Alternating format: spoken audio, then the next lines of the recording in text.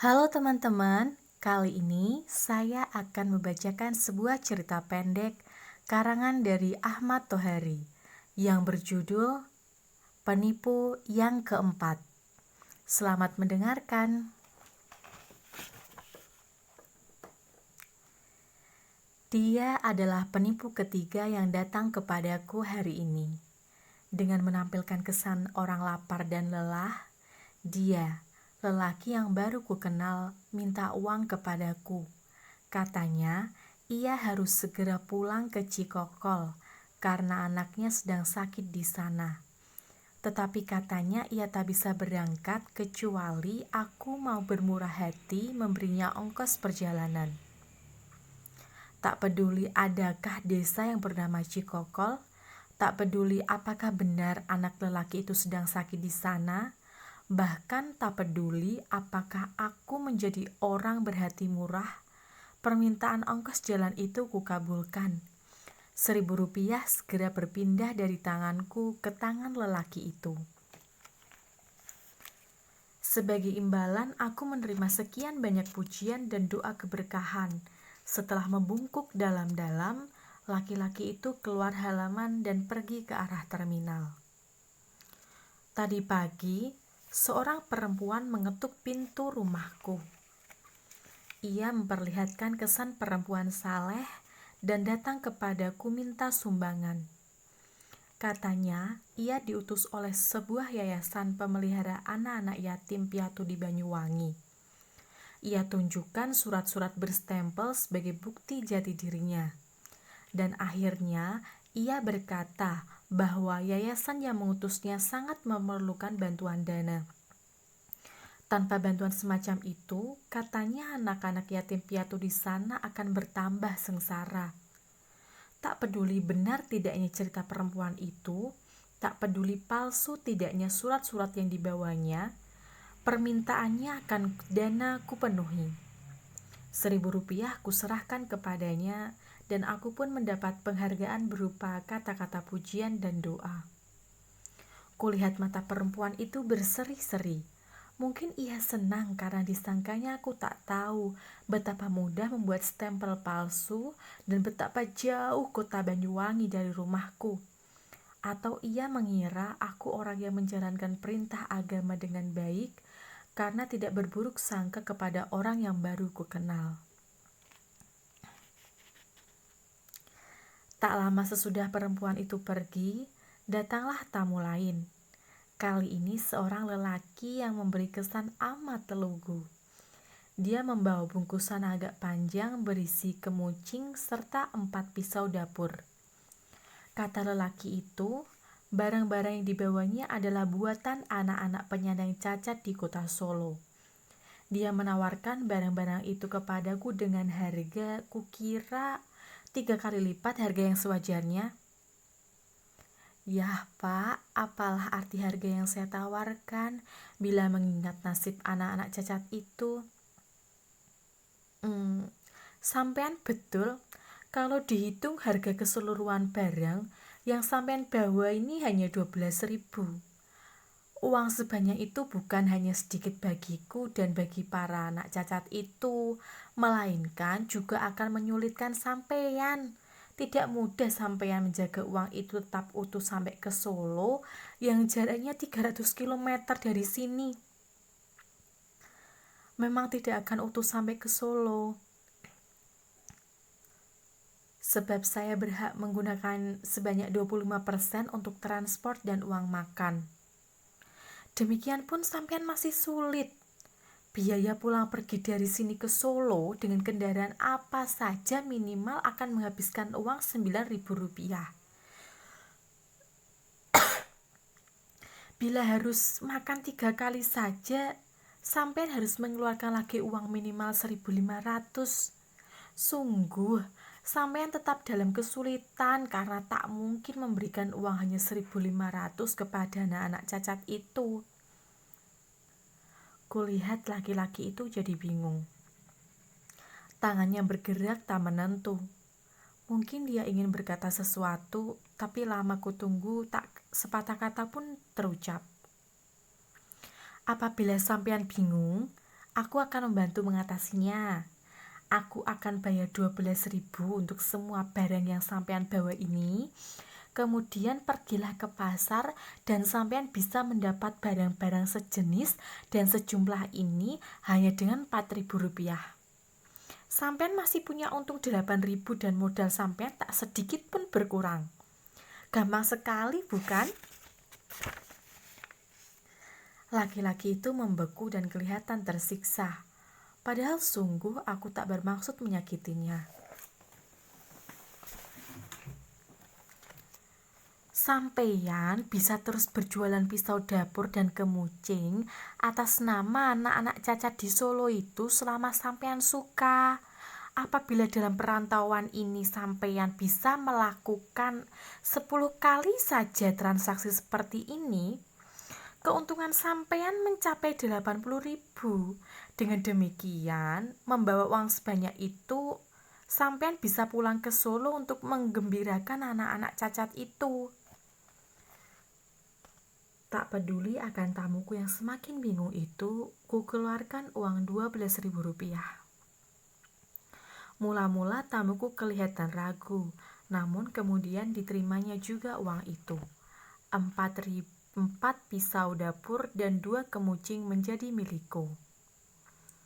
Selesai memasukkan uangnya ke saku, tamuku pamit. Kukira dia sangat canggung dan serba salah tingkah.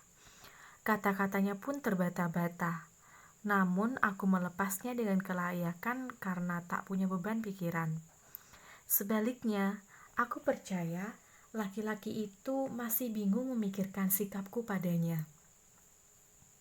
Mungkin laki-laki itu menertawakan diriku karena aku mengajarinya cara menipu yang sudah lama menjadi modus operandinya. Tanpa aku ajari pun dia akan melakukan apa yang kukatakan padanya.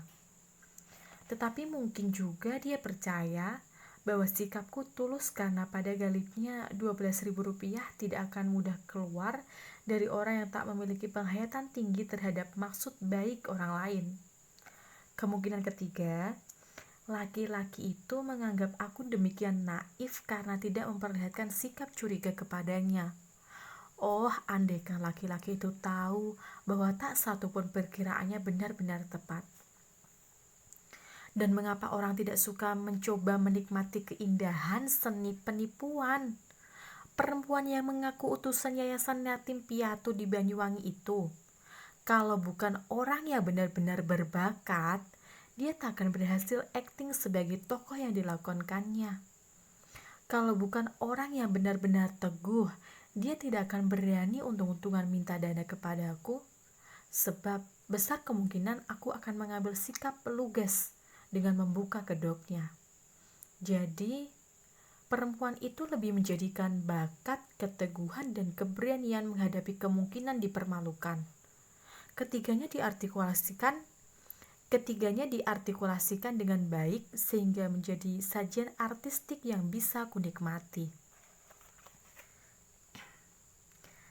Hari ini, ketika waktu lohor belum lagi tiba, aku sudah berhadapan dengan 3 penipu.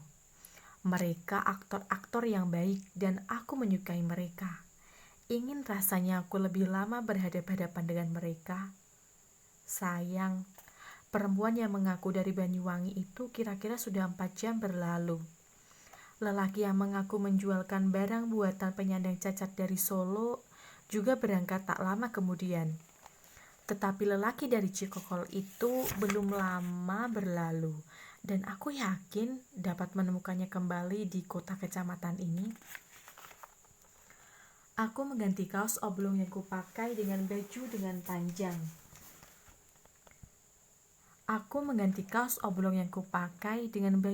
panjang. Kain sarung dan pantalon.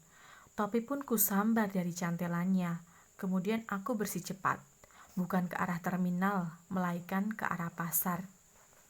Lelaki dari Cikokol itu aku jamin ada di sekitar pasar, bukan di terminal. Lihatlah, dia sedang bercakap-cakap dengan seseorang. Melihat gerak-gerik dari gayanya berbicara, ku yakin ia sedang mengulangi tipuannya. Tapi kulihat calon korbannya menghindar. Seperti ular kehilangan mangsa yang sudah dililitnya, laki-laki dari Cikokol itu termangu sendiri. Namun matanya yang licik dan awas mengalihkan pandang kepadaku. Oh, ternyata orang memang mudah tertipu. Lihatlah, lelaki Cikokol itu pangling hanya karena aku berganti pakaian. Dia mendekatiku, dan aku siap menikmati tipuannya. Yang kedua, dari jarak beberapa langkah, kulihat dia menunduk dan mimik wajahnya mendadak berubah. Bukan main, dia kelihatan seperti orang yang amat bingung. Pak, maaf saya mengganggu. Saya baru kena musibah. Uang saya dicopet orang. Padahal saya harus membeli obat untuk istri saya yang baru Mendadak lelaki Cikokol itu menghentikan kata-katanya. Kedua matanya terbuka lebar dan wajahnya tegang. Dan kegugupannya gagal disembunyikan ketika lelaki Cikokol itu mengenali kembali diriku. Tetapi dia seniman pantomim yang baik. Kunikmati dengan saksama ketegangan di wajahnya yang perlahan-lahan mencair. Kini kesan malu terlihat di sana, hanya sepintas, sebab lelaki Cikokol itu akhirnya malah tersenyum. Aku pun membalasnya dengan senyum pula. Bapak, saya kira siapa? Katanya sambil nyengir. Aku pun ikut nyengir. Dia tersipu-sipu dan kelihatannya salah tingkah. Padahal aku tetap ramah padanya. Maaf Pak, saya telah menipu Bapak dan mencoba akan mengulanginya. Katanya agak gemetar. Tenanglah orang Cikokol. Sebab sejak semula aku sadar dan mengerti sampean menipuku. Bapak meminta uang Bapak kembali. Hus, yang ku minta adalah kelanjutan cerita tentang uang yang dicopet orang dan tentang istri sampean yang baru melahirkan. Bapak bisa aja. Bapak tentu tahu itu cerita akal-akalan. Ya, hanya orang tolol yang akan percaya cerita seperti itu.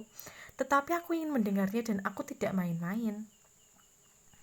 Bapak, daripada mendengarkan cerita yang bukan-bukan, lebih baik Bapak aku beritahu alasan mengapa aku terpaksa jadi penipu. Usul sampean baik juga, tetapi bolehkah saya minta jaminan bahwa cerita sampean nanti bukan omong kosong? Demi Tuhan, saya akan bercerita yang sebenar-benarnya. Diawali dengan sumpah, Wong Cikokol itu memulai cerita yang sangat terasa sebagai pembelaan diri. Dan sumpah itu membuat apa yang dikatakannya menjadi penipuan yang bermutu tinggi. Agar aku bisa lebih menikmati sajian istimewa itu, aku harus bisa mengendalikan perasaan sebaik mungkin. Dan aku berhasil. Sampai lelaki Cikokol itu selesai mengemukakan segala dalih mengapa dia terpaksa jadi penipu, aku tetap bersikap sungguh-sungguh mendengarkannya, bahkan menikmatinya. Lelaki Cikokol itu pun kelihatan demikian yakin bahwa dirinya berhasil menipuku buat kali yang kedua. Dengan demikian, dia boleh merasa menjadi penipu yang paling unggul. Namun, apa jadinya bila orang Cikokol itu tahu bahwa ada penipu lain yang jauh lebih pandai, yakni dia yang hari ini memberi uang 14.000 kepada 3 penipu teri. Dengan 14.000 itu dia berharap Tuhan bisa tertipu lalu memberkahinya uang. Tak peduli dengan cara apa uang itu didapat. Dan aku yakin hanya penipu sejati yang bisa sangat menyadari akan penipuannya. Kompas, 27 Januari 1991. Terima kasih.